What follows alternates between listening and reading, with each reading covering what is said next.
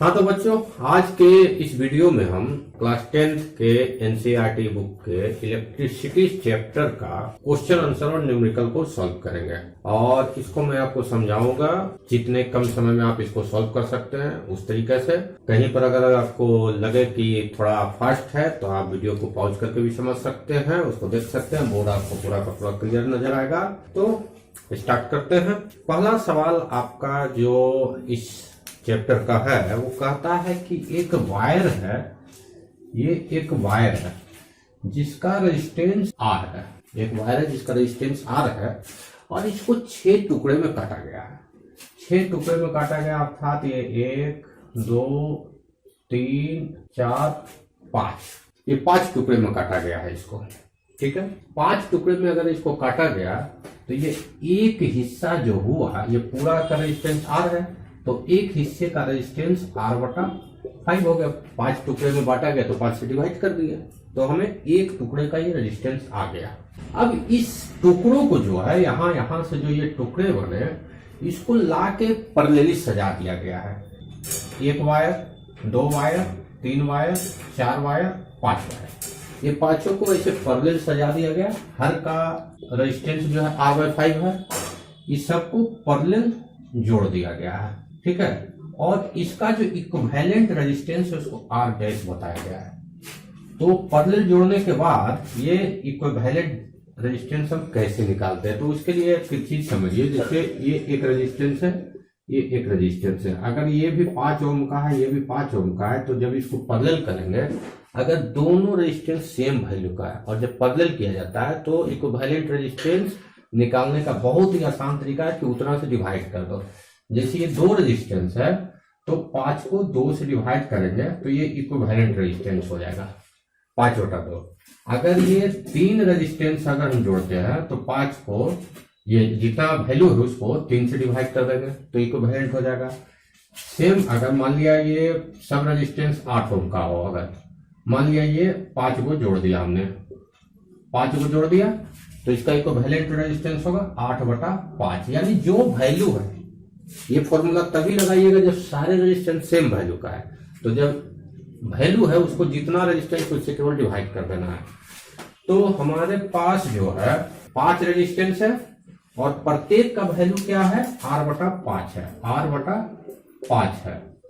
और इसको जो है 5 को सजाया गया है तो इसको नीचे जो है 5 से हम डिवाइड करेंगे, ये हमारा इक्विवेलेंट रेजिस्टेंस हो जाएगा R डैश का वैल्यू। यानी कि R डैश बराबर हो गया R/5 गुना 5 यानी कि R/25।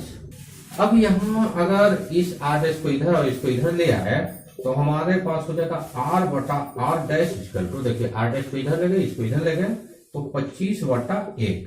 यानी ये रेशियो पूछ रहा था R/R डैश का कितना वैल्यू होगा, जो आया हमारा 25/1, जो कि हमारा ऑप्शन नंबर है 4। यानी ये पहला का आंसर आ गया हमारा 4। दूसरा क्वेश्चन आपको कहता है कि ये 4 ऑप्शन दिए हुए हैं, इसमें पावर का कौन सा फॉर्मूला नहीं है। तो पावर का फॉर्मूला आप जानते हैं कि P बराबर होता है VI, यानी ये तो फॉर्मूला ओके है। फिर अगर इसको आगे जाते हैं, V बराबर होता है IR और ये एक I, यानी ये हो गया I²R, जो कि हमारा पहला ऑप्शन है, यानी ये भी हमारा पावर का फॉर्मूला है। तीसरा ये V²R को अगर सॉल्व करें तो ये V को लिखते हैं I²R² V² को, और नीचे R है तो R कैंसिल हो गया, तो ये यही चीज आ गया I²R, यानी पहला और चौथा ये सेम चीज है। बच गया हमारे पास ये, यानी सेकेंड नंबर जो है ये पावर का फॉर्मूला IR² नहीं है। क्वेश्चन नंबर 3 में आपको कहता है कि एक बल्ब है जिसका वोल्टेज जो है 220 वोल्ट है और उसका पावर जो है 100 वाट है। ये इसका पावर है। ये हो गया केस 1, यानी नॉर्मल केस में जो है उसका वोल्टेज ये है और पावर ये है। केस 2 में उसको क्या कहता है कि जो वोल्टेज है, ये V1 और ये V2 अगर मानते हैं, वोल्टेज है हम उसको 110 वोल्ट पर ऑपरेट करते हैं, यानी जितना वोल्टेज का रेटिंग है उससे हाफ वोल्टेज देते हैं, तो पावर वो क्या लेगा, कितना पावर लेगा। यानी 2 केस है और दूसरे केस में हमारा पावर निकालना है। तो कभी भी अगर 2 केस दिए हुए हो सवाल में और एक की सहायता से दूसरे केस में किसी वैल्यू को निकालना हो तो इसमें एक की पॉइंट है जो हमेशा आप याद रखिएगा कि पहले केस में, इन दोनों केसों में पहले हम कंपेयर करते हैं कि ऐसा क्या चीज है जो बदलता नहीं है, जो कांस्टेंट है, और उसी कांस्टेंट चीज को पहले केस में निकाल के सेकंड केस में पुट करते हैं। तो हमें पावर निकालना है, तो पावर का फॉर्मूला हमारे पास होता है P बराबर V इंटू आई। इस फॉर्मूले को अगर देखते हैं तो पहले केस में वोल्टेज और दूसरे केस में वोल्टेज बदल रहा है, यानी P V वेरिएबल है, और ओम्स लॉ के अनुसार जानते हैं कि V अगर बदलता है तो I भी बदलता ही है। यानी इस फॉर्मूला में दोनों वेरिएबल है तो हमें कांस्टेंट कुछ नहीं मिल रहा है, तो ये फॉर्मूला इस केस में हम नहीं लगाएंगे। हम पावर का दूसरा फॉर्मूला जो अभी होता है V स्क्वायर बटा R, ये फॉर्मूला लगाएंगे। इसमें आप देखिए V तो बदलेगा लेकिन R रेजिस्टेंस जो है, चूंकि बल्ब हमारा वही है तो बल्ब का जो रेजिस्टेंस है वो पहले केस में भी उतना ही रहेगा और सेकंड केस में भी उतना ही रहेगा। तो इस फॉर्मूलों को लगाएंगे तो यहां से R का वैल्यू हमारे पास क्या आ जाएगा, V स्क्वायर बटा P। इससे हम R का वैल्यू निकाल के पहले केस से दूसरे केस में पुट कर देंगे। तो पहले केस में हमारा R का वैल्यू कितना आ जाएगा, V स्क्वायर, यानी 220 गुणे 220 और बट्टा P का मतलब 100। तो 1 कट गया, यानी 22 गुणे 22 यहाँ रेजिस्टेंस का वैल्यू हो गया। अब दूसरे केस में अगर हम पावर का वैल्यू निकालेंगे P, तो यहाँ भी फॉर्मूला वही होगा V स्क्वायर बटा P। V स्क्वायर का मतलब हुआ 110 गुणे 110 और बटा P R हमारा आया है 22 गुना 22। तो ये हो गया 11 दहिया 110, 11 दूनी 22, 11 दहा 110, 11 दूनी 22, 2 पचे 10 और 2 पचे 10, यानी हो गया 5 गुने 5 यानी 25 वाट हमारा जो है पावर आएगा। इस क्वेश्चन का आंसर हमारा 25 वाट आएगा, जो कि है ऑप्शन नंबर डी। इसका आंसर जो आएगा डी होगा, थर्ड नंबर का। अगले सवाल में आपका है कि दो रेजिस्टेंस है, दो मटेरियल है जो सेम रेजिस्टेंस सेम मटेरियल का है, यानी कहने का मतलब दोनों सेम रेजिस्टेंस है। उसको पहले केस में जो है सीरीज में जोड़ा जाता है और दूसरे केस में जो है पैरेलल में जोड़ा जाता है। ये दो केस बनाए हैं। तो अगर मटेरियल का रेजिस्टेंस मान लेते हैं R है, तो यहाँ पर सीरीज का इक्विवेलेंट रेजिस्टेंस हो जाएगा 2R, दोनों जुड़ जाएगा, और यहाँ पे पैरेलल में इक्विवेलेंट रेजिस्टेंस जो पैरेलल का होगा, देखिए दोनों सेम रेजिस्टेंस है तो सीधा 2 से डिवाइड कर देना है, R बटा 2। ये पैरेलल का हो गया, ये सीरीज का इक्विवेलेंट रेजिस्टेंस हो गया। कहता है दोनों में वोल्टेज जो सप्लाई किया जाता है सेम वोल्टेज सप्लाई किया जाता है, यहाँ भी सेम वोल्ट सप्लाई किया जाता है, यहाँ भी सेम वोल्ट सप्लाई किया जाता है। तो इसका जो है हीट जो निकलेगा उसका रेशियो निकालना है। तो हीट का निकालने का फॉर्मूला क्या होता है, I स्क्वायर R होता है। इस फॉर्मूला में हमारे पास I है और R है, यहाँ R तो है लेकिन यहाँ I नहीं है, V है। तो V बराबर हमारे पास क्या होता है, V बराबर होता है IR, यानी I बराबर क्या हो गया, V बटा R। ये वैल्यू अगर इसमें हम रखते हैं तो H का वैल्यू हमारे पास क्या हो जाएगा, H बराबर हो जाएगा V स्क्वायर बटा R स्क्वायर इंटू R। तो एक R एक का कट गया, V स्क्वायर बाई R, ये हीट का आपका वैल्यू आ गया। अब इस फॉर्मूला से हम लोग दोनों का निकाल लेंगे। हमारे पास क्या चीज पूछ रहा है, सीरीज में जो हीट निकलता है यानी HS बटा पैरेलल में जो हीट निकलता है उसका रेशियो कह रहा है, हीट पैरेलल का।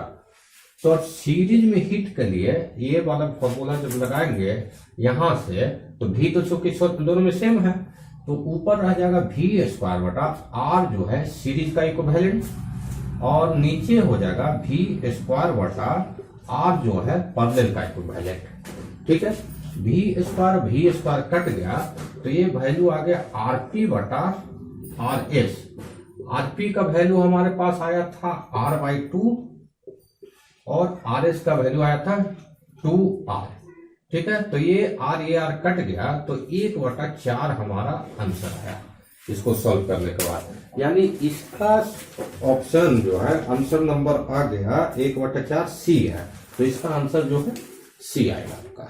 अगला सवाल कह रहा है कि किसी भी सर्किट में वोल्टमीटर को कैसे लगाया जाता है, किस प्रकार कनेक्ट किया जाता है। तो ये हमारे पास एक सर्किट है जिसमें ये एक रेजिस्टेंस है और ये वोल्टेज सोर्स है, जिससे ये मान लिया बैटरी सोर्स है जिससे सप्लाई जा रही है। तो इसमें वोल्टमीटर कैसे कनेक्ट करेंगे, तो वोल्टमीटर हमेशा जो लोड होता है उसके पैरेलल में कनेक्ट होता है, इसके पैरेलल में कनेक्ट होता है, यानी इसके दोनों पॉइंट जो है लोड के दोनों पॉइंट के साथ कनेक्ट होंगे। तो इसका आंसर यही होगा कि voltmeter is always connected in parallel with the load और इन सर्किट। अब हम छठे प्रॉब्लम पे आते हैं। इसमें एक आपको कॉपर वायर दिया हुआ है जिसका डायमीटर दिया हुआ है 0.5 mm, यानी कि इसका वैल्यू हो गया आपका 0.5 इंटू 10⁻³ मीटर। कभी भी न्यूमेरिकल कोई भी बनाएंगे तो उसको स्टैंडर्ड यूनिट में पहले दिए हुए क्वांटिटी को ले जाना जरूरी होता है। एमएम जो है स्टैंडर्ड यूनिट नहीं है, मीटर स्टैंडर्ड यूनिट है। ये हो गया डी का वैल्यू। और इसके बाद हमारे पास रो का वैल्यू दिया हुआ है, स्पेसिफिक रेजिस्टिविटी 1.6 इंटू 10⁻⁻8 ओम मीटर। ये हमारा स्पेसिफिक रेजिस्टिविटी दिया हुआ है। और इसके बाद आपको एल लेंथ निकालने के लिए बोल रहा है और साथ ही दिया हुआ है कि रेजिस्टेंस उसका होना चाहिए 10 ओम्स। 10 ओम्स रेजिस्टेंस के लिए एल निकालने का ये सवाल है। तो इसमें जो फॉर्मूला इस्तेमाल होगा हमारे पास, रेजिस्टेंस इक्वल टू होता है रो एल बाई ए। तो इसमें आप देख रहे हैं कि ये वैल्यू हमारा यहां दिया हुआ है, रो हमारा यहां दिया हुआ है, एल निकालना है और ए हमारा डायमीटर से निकलेगा। ये हमें चूंकि ये डायमीटर दिया हुआ है तब एरिया बराबर होता है पाई आर स्क्वायर। इस फॉर्मूले को इस्तेमाल हम लोग करेंगे। तो उसके लिए आर की जरूरत पड़ेगी और ये हमारा डी दिया हुआ है तो डी को पहले आर में बदल लेते हैं। तो ये हो जाएगा 0.5/2 इंटू 10⁻³ मीटर। इस चीज को हम यूज करेंगे, दूसरा इस चीज को हम लोग यूज करेंगे और तीसरा इस चीज को हम लोग यूज करेंगे। और उससे हमारा यहाँ एल निकालना है। तो एल निकालने के लिए इसको अगर लेके आते हैं, एल निकालने के लिए तो ए यहां चला जाएगा तो एल इक्वल टू हो जाएगा आर इंटू ए बटा रो। ये हमारा फॉर्मूला बनता है। तो इस फॉर्मूले पर हम आगे बनाएंगे। तो देखिए इधर वैल्यू हमारा दिया हुआ है तो इसको हम पहले जो हमारा फॉर्मूला आया है उसको हम लोग इधर लिख लेते हैं। फॉर्मूला हमारा आ गया L equal to R A by rho. ये फॉर्मूले से हमें निकालना है। तो अब इस फॉर्मूले पे हम चलते हैं। तो एल इक्वल टू सबसे पहले आर लिखना, आर का वैल्यू है 10 और उसके बाद एरिया निकालना है। तो एरिया है हमारा पाई, पाई का मतलब हो गया 22/7 और इंटू आर स्क्वायर। आर का वैल्यू हमारा ये आया है 0.5 का स्क्वायर, 0.5 का स्क्वायर और बटा 2 का स्क्वायर होगा तो बटा 2 का स्क्वायर नीचे आ जाएगा और इंटू 10⁻³ इसका भी स्क्वायर हो जाएगा। ये आपका ये हो गया बटा एल। एल का मतलब हो गया ये हमारा नीचे हो गया 1.6 इंटू 10⁻⁻8 ये वैल्यू हुआ।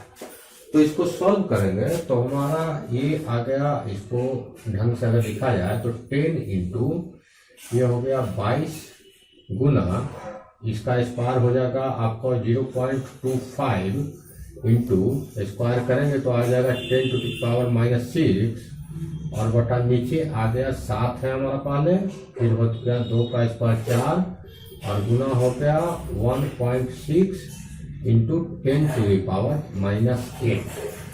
अब इसको हम लोग सॉल्व करेंगे तो हमारा एल का वैल्यू आ जाएगा। इसको काट के सॉल्व कर लीजिएगा, काहे कि ये कैलकुलेशन है, कैलकुलेट करेंगे तो काफी लंबा टाइम ले लेगा।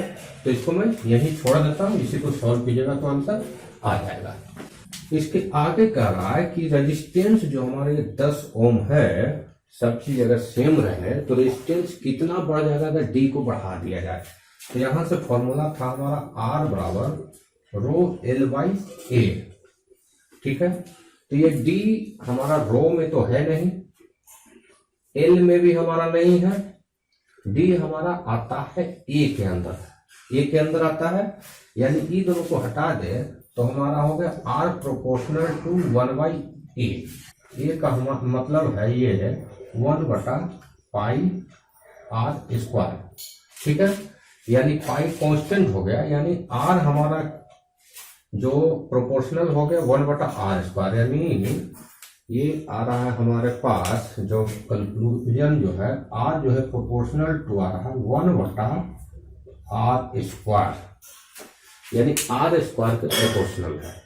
तो अब अगर D को डबल किया जाएगा, यानी कि R हमारा डबल हो जाएगा, R हमारा डबल होगा, यानी ये हो जाएगा R की जगह हो जाएगा हमारा 2R उसका स्क्वायर, यानी 1 बटा 4 इंटू R स्क्वायर ये आएगा, यानी R जो है हमारा कुल मिला के 1 बटा 4 से घट जाएगा, यानी हमारा रेजिस्टेंस अगर डायमीटर को डबल किया गया तो रेजिस्टेंस हमारा 1/4 बचेगा। ये इसका सॉल्यूशन है। 7वें क्वेश्चन में आपको वोल्टेज और करंट का कुछ रेशियो दिया हुआ है, इसको ग्राफ बनाना। तो ग्राफ पेपर लेके इस डायरेक्शन में आप वोल्टेज ले लीजिएगा और इस डायरेक्शन में करंट ले लीजिएगा और इसको 2 4 6 इस तरीका से मार्किंग करके 1 2 3 इस तरीका से मार्किंग करके जो पॉइंट दिया हुआ है ऐसे ऐसे आपका आ जाएगा और ये इस तरीका से आपका क्लियरली एक ग्राफ बन जाएगा। और दूसरी उसमें रेजिस्टेंस निकालने का रहा तो रेजिस्टेंस ओम्स लॉ के अनुसार V बटा I आता है। तो जितना रेशियो दिया हुआ है किसी भी एक रेशियो के लेके उसका V और I पुट करके R का वैल्यू निकाल लीजिएगा। तो ये कोई ज्यादा टफ क्वेश्चन नहीं है, आराम से बन जाएगा। हमारा 8 नंबर सवाल ये है कि ये एक रेजिस्टेंस है, इसको 12 वोल्ट सप्लाई से जोड़ा गया है जिससे 2.5 मिली एम्पियर का करंट उसमें दौड़ रहा है। तो आपको यानी V का वैल्यू दिया हुआ है और I का वैल्यू दिया हुआ है। V बराबर हो गया आपका 12 वोल्ट और I बराबर हो गया 2.5 मिली एम्पियर, यानी ये हो गया 2.5 into 10 to the power -3 ampere ये दिया हुआ और R का वैल्यू निकालना है। तो V बराबर I R ये जो ओम्स लॉ है इसके अनुसार R बराबर हो गया V बाई I, इसमें बस वैल्यू रख देंगे। V का वैल्यू है 12 वोल्ट और R का वैल्यू हो गया आपका 2.5 इंटू 10 टू पावर -3। तो ये ऊपर चला जाएगा तो ये 12 हुआ इंटू 10 पे पावर 3 और गुने ये इसका एक 10 ऊपर और चला जाएगा और नीचे हो गया 25 का हो गया 5 5 25 और 5 दूनी 10 और ये हो जाएगा। इससे अगर इसको काट दें तो 5 दूनी 10 और 5 चौके 20 2.5 और इन दोनों को गुना करें तो 4.8 इंटू 10 टू द पावर 3 ओम ये आपका रेजिस्टेंस का वैल्यू आएगा। इस तरीका से हम लोग इसको बना सकते हैं। क्वेश्चन नंबर 9 में आपको दिया गया है कि 4 रेजिस्टेंस ये जो है 5 रेजिस्टेंस सीरीज में लगे हुए 0.2 0.3 0.4 0.5 और 12 ओम का रेजिस्टेंस सीरीज में है और इसको एक 9 वोल्ट बैटरी से जोड़ दिया गया और बोल रहा है कि 12 वोल्ट ये जो 12 ओम ये जो रेजिस्टेंस है इससे कितना करंट फ्लो हो रहा है। तो ये केवल आप कंफ्यूज करने के लिए दी गई है। यहाँ से अगर आप सर्किट को देखें, अगर मान लीजिए प्लस है माइनस है तो करंट का फ्लो यहाँ से निकलेगा और ऐसे जोड़ते हुए यहाँ से आके यहाँ घुस जाएगा, ये करंट का फ्लो होगा। तो जो करंट इस रेजिस्टेंस से जा रहा है वही करंट इससे भी, वही करंट सभी से सेम करंट जा रहा है, ना कि अलग अलग।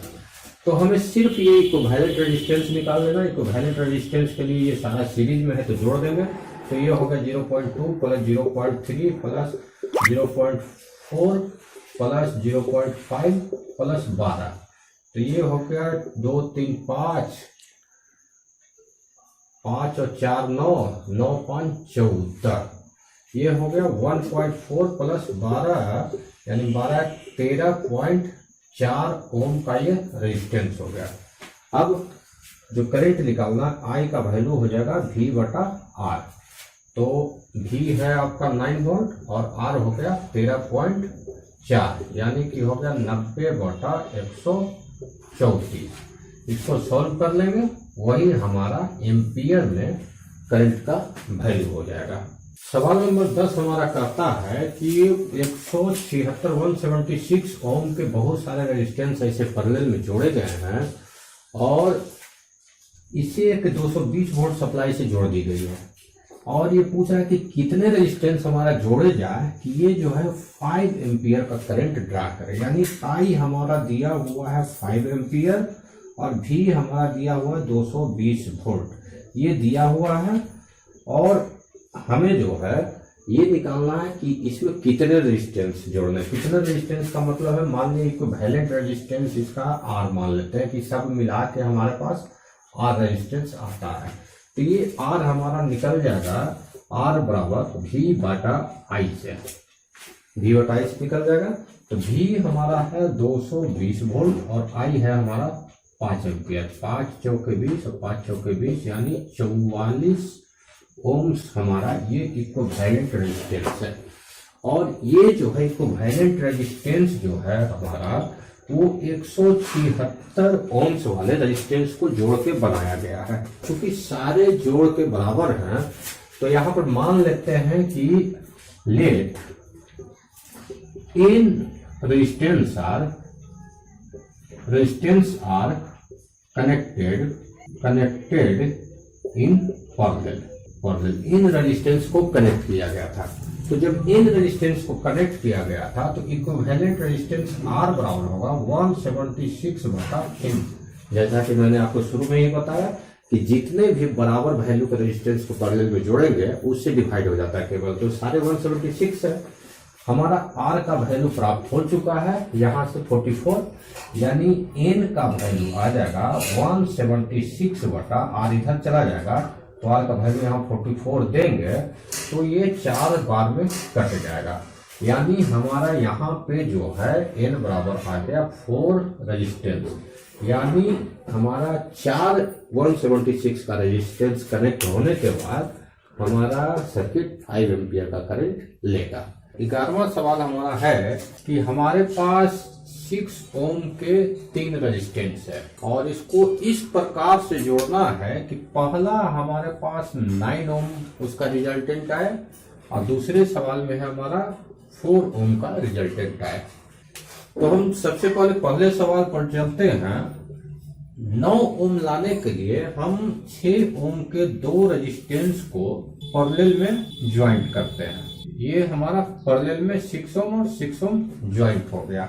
और जैसा कि हमने पिछले वीडियो में बताया था आपको कि जब पैरेलल में बराबर वैल्यू के रेजिस्टेंसों को कनेक्ट किया जाता है तो जितनी संख्या है उतना से डिवाइड करके उसका रिजल्टेंट निकलता है। जैसे कि हमारे पास यहाँ जो है 6 ओम का रेजिस्टेंस 2 जुड़ा है तो 2 से डिवाइड करेंगे तो 3 हमारा ओम आ रहा है, यानी इसका रिजल्टेंट हमारे पास 3 ओम अभी आ रहा है। अब इस 3 ओम में एक रेजिस्टेंस हमारे पास और है। इस रेजिस्टेंस को अगर हम ऐड कर दें, मान लिया ये पॉइंट यहाँ A हुआ और ये पॉइंट यहाँ B हुआ, तो इसका रिजल्टेंट हमारे पास 3 ओम था और उसमें ये 6 जुटेगा। 3 + 6 = 9 ओम इसका रिजल्टेंट आ जाएगा। इस तरीका से हमें ये कंबाइन करना है।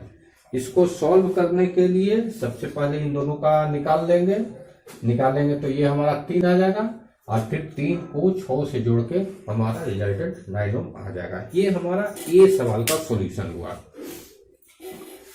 अब दूसरा सवाल हमारा बी है। बी में हमारा 4 ओम्स लाना है, ये 6 ओम के 3 रेजिस्टेंस को जोड़ के। सबसे पहले हम 6 ओम के 2 रेजिस्टेंस को सीरीज में ऐड कर लेंगे। ये सीरीज में ऐड करेंगे तो इसका वैल्यू हमारे पास आ गया 6 + 6 यानी कि 12 ओम्स। ये आ गया, यानी इस चीज का रिजल्टेंट 12 ओम आ गया। अब इस पूरे के पैरेलल में एक 6 ओम का रेजिस्टेंस हम लगा देंगे। ये हमारा ए पॉइंट हो गया और ये हमारा बी पॉइंट हो गया।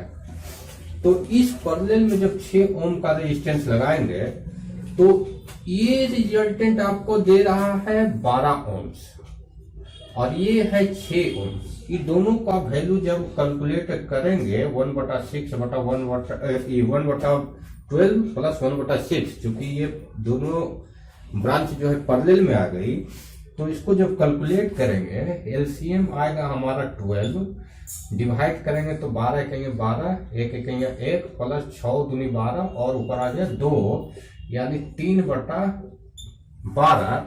3 से ये 4 कट गया, यानी कि हमारा 1/r, ये 1/r का वैल्यू यहाँ निकाल रहे हैं, 1/r इक्वल टू आ गया 1/4, यानी कि r इक्वल टू आ गया 4 ओम। ये आपका सॉल्यूशन हुआ। तो ये हमारा 11 नंबर क्वेश्चन आपने समझ लिया। अब चलते हैं अगले सवाल पे। हमारा 12 नंबर क्वेश्चन कहता है कि हमारे पास एक बल्ब है जो 220 वोल्ट जिसको पावर सप्लाई दिया गया है, यानी हमारा पावर सप्लाई है 220 वोल्ट। ये पावर सप्लाई दिया जा रहा है बल्ब को और इसके साथ जो है हमारा बल्ब ये जुड़ा हुआ है जिसकी रेटिंग है 10 वाट। ये 10 वाट का बल्ब है। कहता है इसके साथ बहुत सारे ऐसे बल्ब जोड़ दिए गए हैं पैरेलल में, तो कितने बल्ब जोड़ेंगे कि ये जो हमारा पूरा सर्किट का करंट है ये 5 एम्पियर लेना शुरू कर दे। आई का वैल्यू हमारा 5 एम्पियर है। ये कह रहा है कि कितने सारे बल्ब इसमें जोड़ेंगे तो ये सर्किट हमारा 5 एम्पियर लेगा। तो ये चूंकि पैरेलल कॉम्बिनेशन में है, मान लिया एक बल्ब अगर IB लेता है तो दूसरा बल्ब भी IB लेगा, तीसरा बल्ब भी IB लेगा।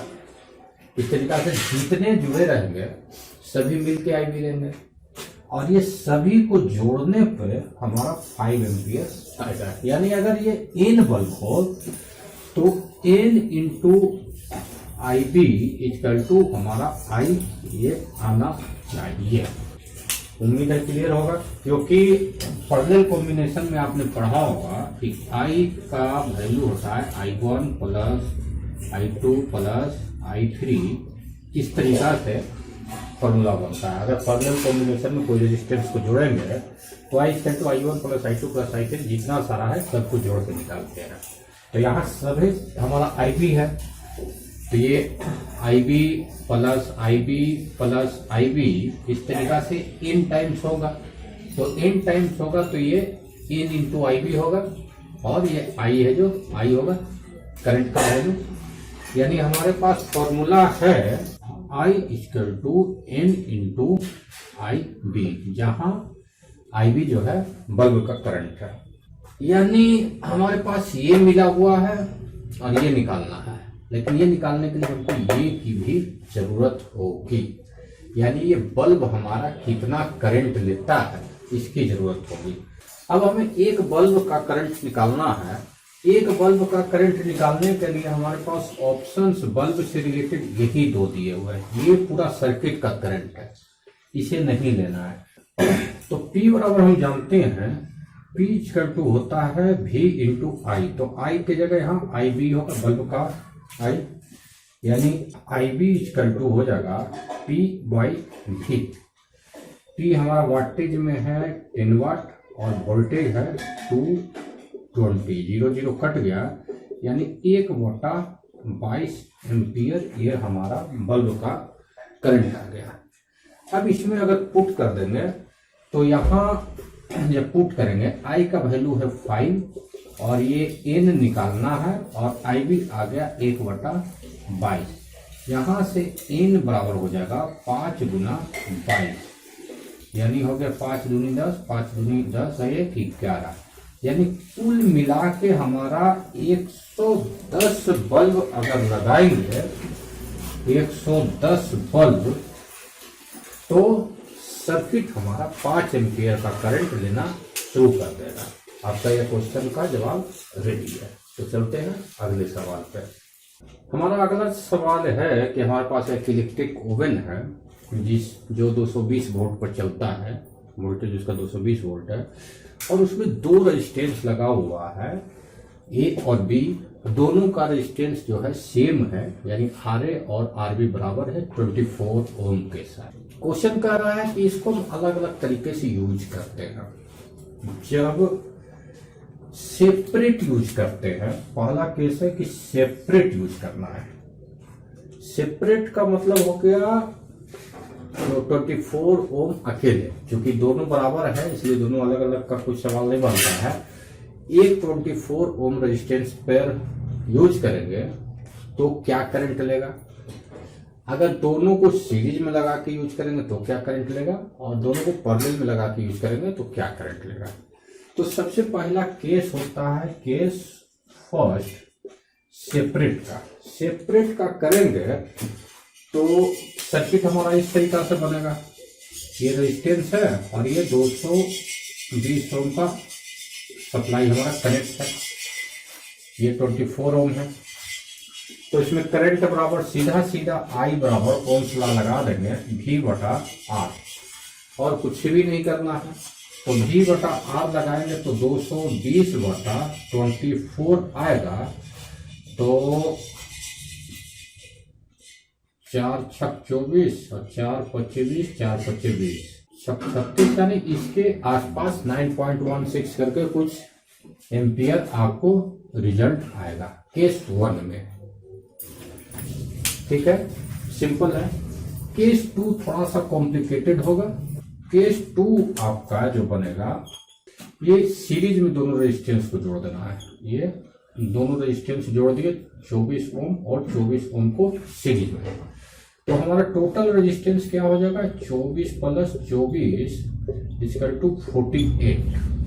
भी हमारा वही है, फिर ओम्स लॉ लगा देंगे। I बराबर हो जाएगा V/R, यानी 220/48। इसको डिवाइड करेंगे तो हमें रिजल्ट मिल जाएगा। उसी तरीका से 4 से काट देना है, 4 × 4, 4 × 8 12, और ये 4 पच्चे 20, 4 पच्चे 20, 55/12 आया। इसको पॉइंट में बदल देंगे, वो हमारा करंट आ जाएगा। तीसरा केस हमारा पैरेलल का है। केस 3 हमारा पैरेलल का आएगा, तो पैरेलल में हमारा इस तरीका से बनेगा।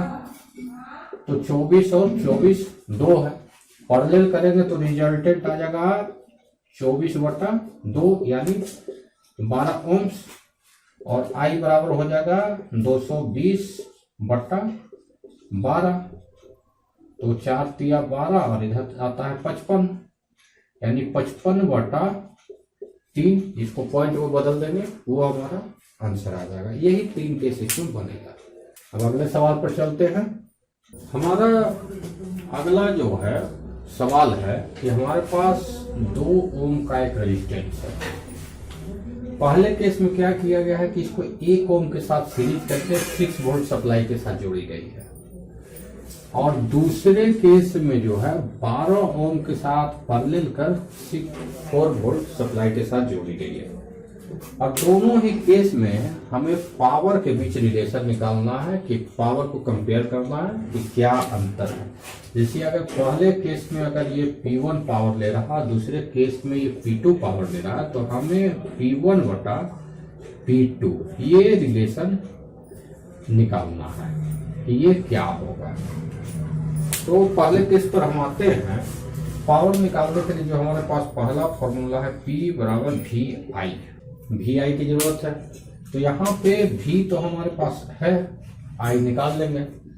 लेकिन ये फॉर्मूला तभी लगेगा जब हम जिस रेजिस्टेंस के अक्रॉस पावर, जिस रेजिस्टेंस का पावर निकालना चाहते हैं, ये वोल्टेज उसी के अक्रॉस है।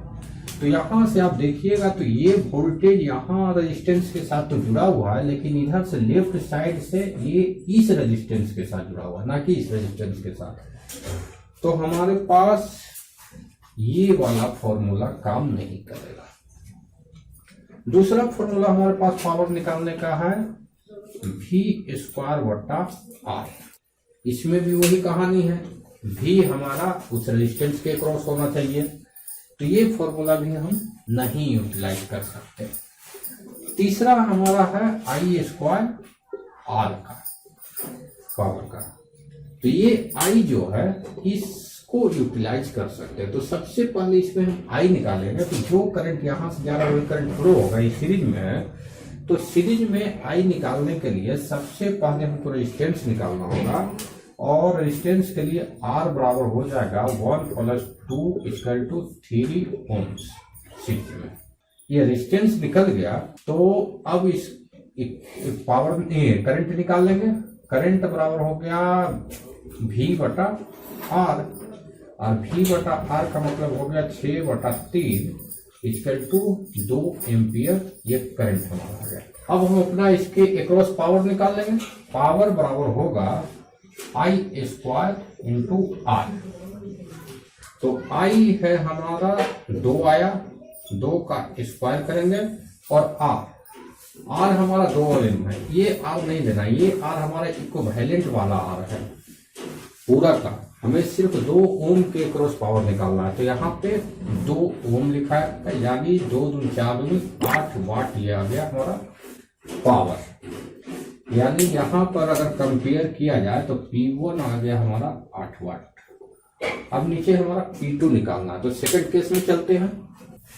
सेकंड केस में चलने पर आराम से देखिए, ये सप्लाई जो है लेफ्ट साइड से भी घूम के इस रेजिस्टेंस पे आई है, और राइट साइड से भी घूम के इस रेजिस्टेंस पे आई है। यानी भी हम डायरेक्ट इसमें यूटिलाइज कर सकते हैं। तो P2 निकालने के लिए हमको कुछ करने की जरूरत नहीं है। V²/R जो फॉर्मूला है डायरेक्ट यूटिलाइज कर दीजिए। तो ये हमारा आ गया 4 × 4/2, 2 दूनी 4, यानी 8 वाट। यानी ये पावर भी आ गया हमारा 8 वाट। यानी P1 भी 8 और P2 8।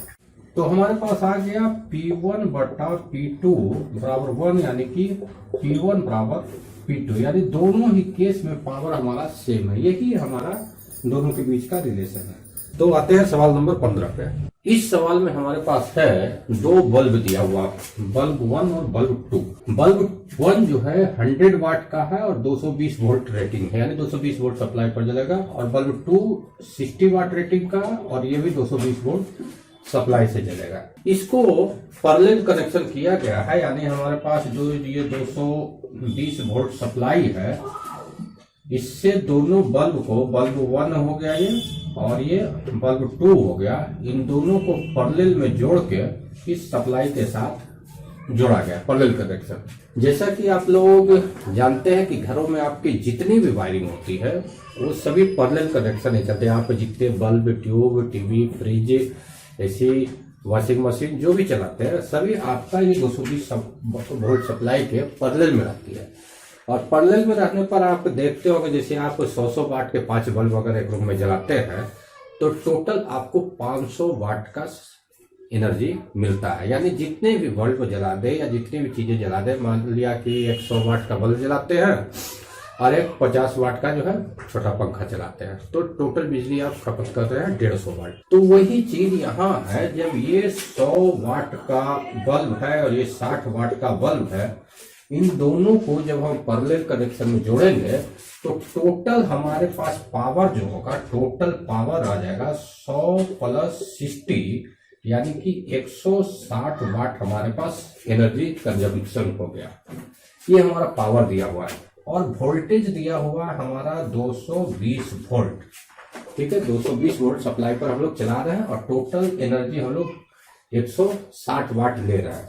और इस स्थिति में, इस सर्किट में जो करंट जा रहा है, करंट फ्लो हो रहा है, देखिए यहाँ से जो एनर्जी निकल रहा है, यहाँ दोनों तरफ जा रहा है, और फिर इधर दोनों तरफ से मिलके वापस आके इसमें घुस रहा है।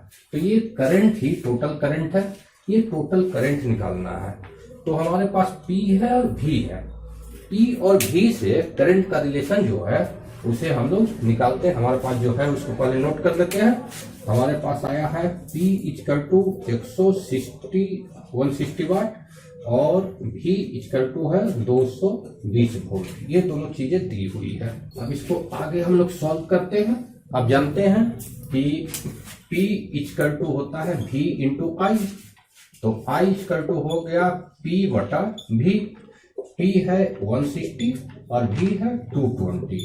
1 0 1 0 कट गया, 8 दूनी 16 और 11 दूनी 22। इसको जब डिवाइड करेंगे तो 0.73 एम्पियर के आसपास ये आएगा। ये आपका सॉल्यूशन है। इस तरीका से ये प्रॉब्लम सॉल्व होगा। निश्चित है कि आपको बहुत इजीली समझ में आया होगा। अब क्वेश्चन नंबर 16 पर चलते हैं हम लोग। अगला सवाल हमारे पास है कि हमारे पास एक टीवी है जो 250 वाट का है, उसको 1 घंटे तक चलाते हैं, और एक टोस्टर है जो 1200 वाट का है, उसको 10 मिनट तक चलाते हैं। तो कह रहा है इन दोनों में से एनर्जी कंजम्पशन कौन ज्यादा लेगा। तो पहला केस में देखते हैं कि पावर जो है टीवी का, power of TV equal to है 250 वाट। वाट स्टैंडर्ड यूनिट है, इसलिए इसमें कोई चेंजिंग नहीं करेंगे। स्टैंडर्ड यूनिट का मतलब एसआई यूनिट। और टाइम जो दिया हुआ टी इक्वल टू है 1 आवर। 1 आवर का मतलब हो गया, आवर आपका एसआई यूनिट नहीं है, एसआई यूनिट सेकंड होता है। तो आवर को सेकंड में बदलेंगे तो 60 इंटू 60 सेकंड हो जाएगा। ये हमारा एसआई यूनिट में हो गया। अब जो है हमें एनर्जी निकालना है, एनर्जी कंजम्पशन निकलता है। एनर्जी इक्वल टू होता है P गुने टी। पावर को टाइम से जब गुना करते हैं तो एनर्जी कंजम्पशन निकलता है। तो ये आ गया हमारा 250 इंटू 60 इंटू 60। अब इसको हम लोग गुना करेंगे। 25 छक्का 150 का 1 शून्य, 15 छक्का 90, और बच गया 1 2 3 शून्य, 1 2 3, यानी ये हो गया 9 लाख जूल हमारे पास ये एनर्जी कंजप्शन है टीवी का। 1 घंटे में हमारा टीवी 9 लाख जूल खा रहा है। अब हम टोस्टर का एनर्जी निकालते हैं कि वो कितना कंज्यूम करेगा। तो टोस्टर का पावर जो है, पी टोस्टर आपका है 1200 वाट, ऐसा यूनिट में है, कोई छेड़छाड़ नहीं करेंगे। और टाइम जो है ये है 10 मिनट। 10 मिनट को एसआई यूनिट में चेंज करेंगे तो 10 गुने 60 सेकंड हो गया। ये हमारा एसआई यूनिट में आ गया। अब एनर्जी ऑफ टोस्टर निकालेंगे तो वही फॉर्मूला P गुने टी लगाएंगे। तो पावर है हमारे पास 1200 और ये हो गया 10 गुने 60। तो ये हो गया 12 छक 72 और 1 2 और 2 4 शून्य अलग से इसके साथ। तो ये हो गया 7,20,000 एनर्जी का एसआई यूनिट जूल होता है। तो ये है 7,20,000 जूल और ये आया था हमारा 9 लाख जूल। तो निश्चित है कि टीवी हमारा एनर्जी ज्यादा ले रहा है। तो इसका आंसर हो जाएगा कि टीवी एनर्जी ज्यादा लेगा और टोस्टर उतने टाइम में कम एनर्जी कंज्यूम करेगा। ये आपका 16 नंबर का सॉल्यूशन हो गया। अब अगले पर चलते हैं। अब हम क्वेश्चन नंबर 17 को देखते हैं। 17 नंबर क्वेश्चन में कह रहा है एक हीटर है जिसका रेजिस्टेंस जो है 8 ओम है और वो 15 एम्पियर करंट लेता है ऑन होने पर। इसको चलाया जाता है 2 घंटे तक। रेजिस्टेंस ओम में है, करंट एम्पियर में है, ठीक है।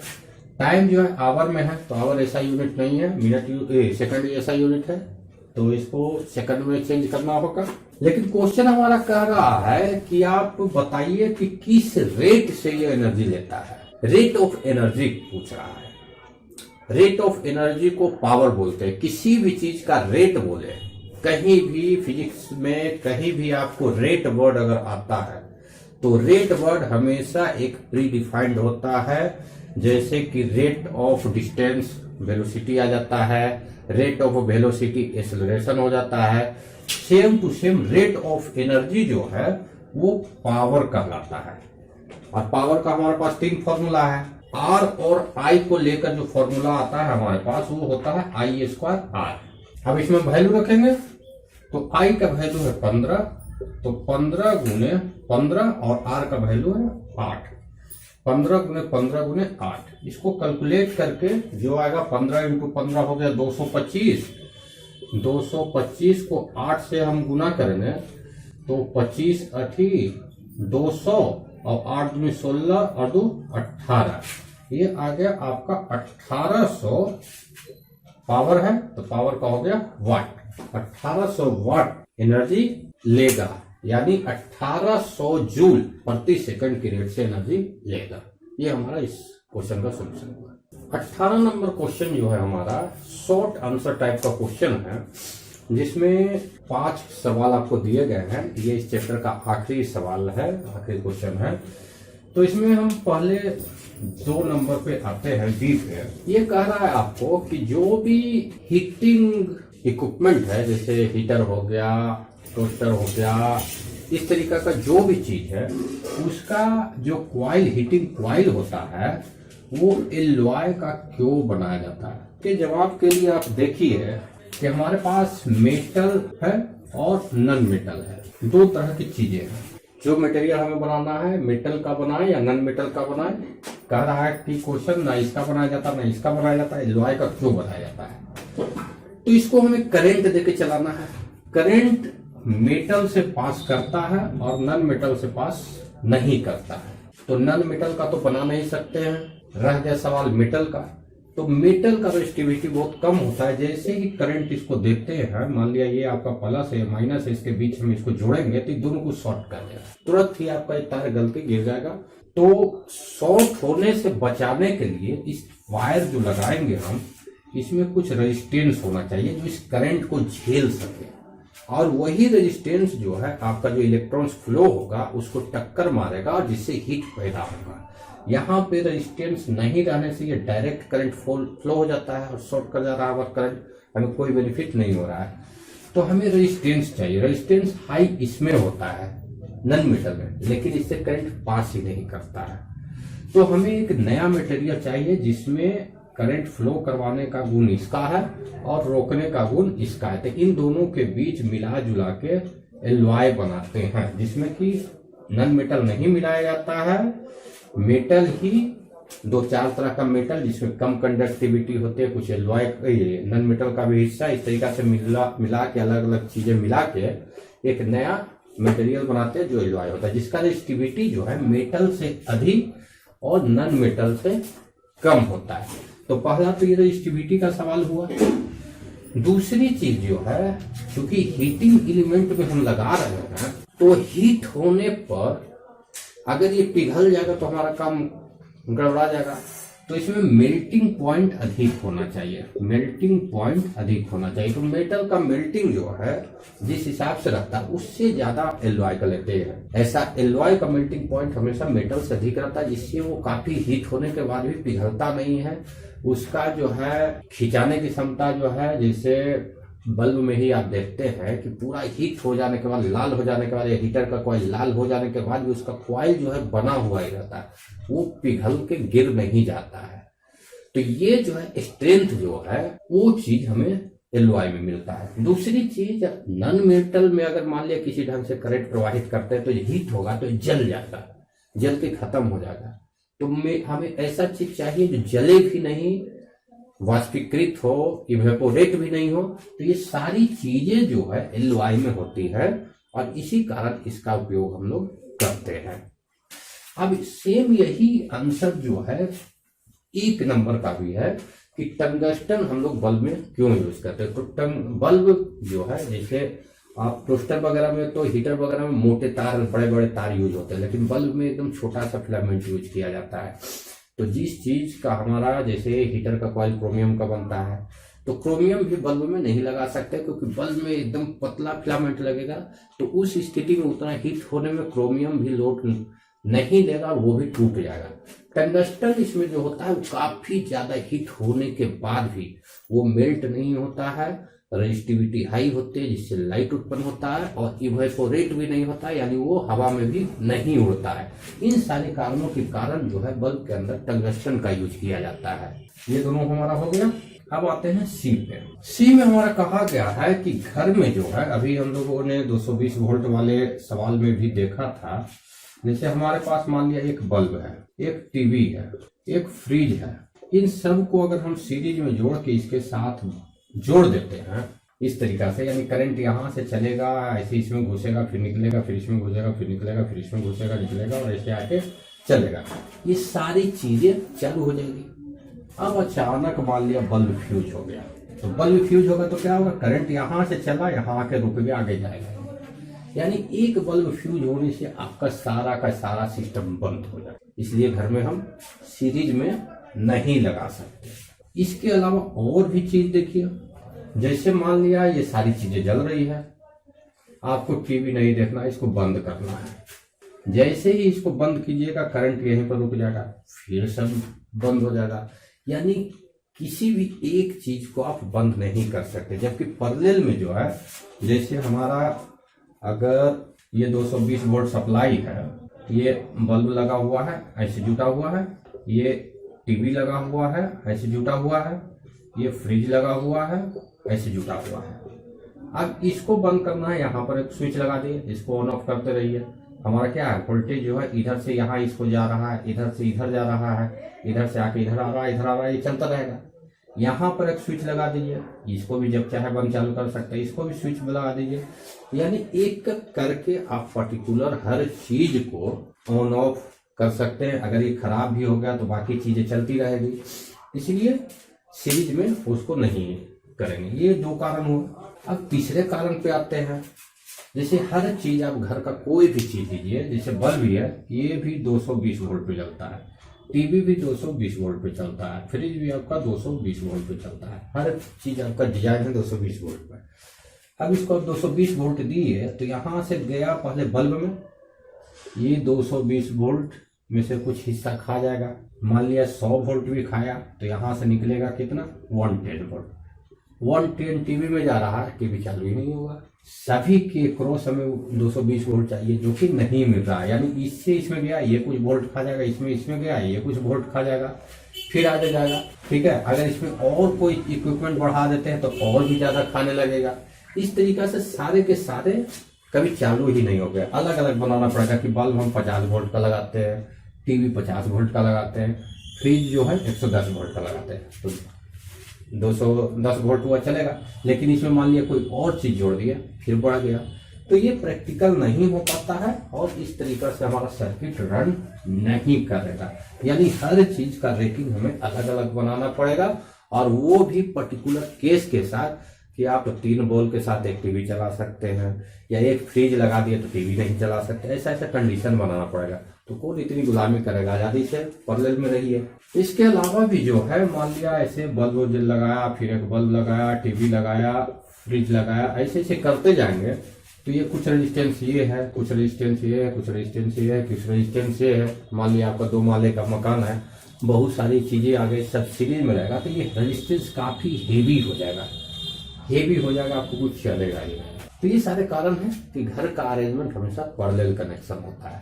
अगला सवाल हमारा करता है कि एक वायर है, इसका जो है क्रॉस सेक्शन, ये एरिया को बढ़ाएंगे तो हमारा क्या होगा। तो हम लोग जानते हैं कि वायर का रेजिस्टेंस जो है प्रोपोर्शनल होता है 1/A के, यानी एरिया के इनवर्सली प्रोपोर्शनल हो। यानी एरिया बढ़ेगा तो आर घटेगा, एरिया घटेगा तो आर बढ़ेगा। यानी हम इसका एरिया जितना ज्यादा बढ़ाते जाएंगे उतना ज्यादा रेजिस्टेंस हमारा वायर का कम होने लगेगा। जैसे देखिए कि पहले एरिया इतना था तो इससे इलेक्ट्रॉन इतना दूर से निकल रहा था, अब एरिया इतना बढ़ा तो इस सबसे इलेक्ट्रॉन निकलने लगेगा, सबसे इलेक्ट्रॉन निकलने लगा यानी जो इलेक्ट्रॉन रोकने का जो ताकत था वो कम हो गया। पहले 10 ही इलेक्ट्रॉन निकल रहा था, ताकत लगाया हुआ था, अब जो है 100 इलेक्ट्रॉन निकलने लगा, यानी ताकत उसका घट गया। ताकत का मतलब रेजिस्टेंस उसका घट गया, यानी एरिया जितना बढ़ते जाएगा रेजिस्टेंस हमारा घटता जाएगा। अब लास्ट सवाल हमारा है कि हम जो इलेक्ट्रिक वायर हम लोग यूज करता है उसमें कॉपर और एल्युमिनियम का ही प्रयोग क्यों किया जाता है। तो कॉपर और एल्युमिनियम में जो है इलेक्ट्रिक कंडक्शन बहुत अच्छा है, बहुत आराम से इन दोनों में इलेक्ट्रिक यानी करंट फ्लो होता है, इस कारण इन दोनों का यूज किया जाता है। उसमें भी कॉपर का यूज सबसे ज्यादा किया जाता है क्योंकि कॉपर में स्ट्रेंथ भी होता है, यानी एक तार ये कॉपर का, एक तार ये एल्युमिनियम का है, तो ये मजबूत होगा, ये कमजोर होगा। इसलिए एल्युमिनियम का जब भी यूज होता है तो एल्युमिनियम का वायर मोटा रहता है, कॉपर का पतला रहता है, उसमें स्ट्रेंथ कम रहता है। तो ज्यादातर हर चीज में कॉपर का वायर ज्यादा यूज होता है, एल्युमिनियम का कम होता है। लेकिन यही 2 चीजें जो है इलेक्ट्रिक फील्ड में की जाती है। और भी धातुएं हैं जिनमें करंट बहुत अच्छा फ्लो करता है, लेकिन वो काफी महंगी हो जाती है, तो हमें इकोनॉमिकल भी देखना होता है। और उन सारी चीजों को ले देके कॉपर और एल्युमिनियम का ही प्रयोग किया जाता है। तो ये चैप्टर आज हमारा खत्म हो गया है। उम्मीद है कि आपको बहुत अच्छे से समझ में आया होगा। अपने दोस्तों को भी जोड़िए, चैनल को सब्सक्राइब करिए। इसमें कोई पैसा आपको नहीं लगेगा, आपको पूरा कोर्स मैं इसमें करवाऊंगा। मिलते रहिए, अगले वीडियो में मिलते हैं, तब तक के लिए धन्यवाद।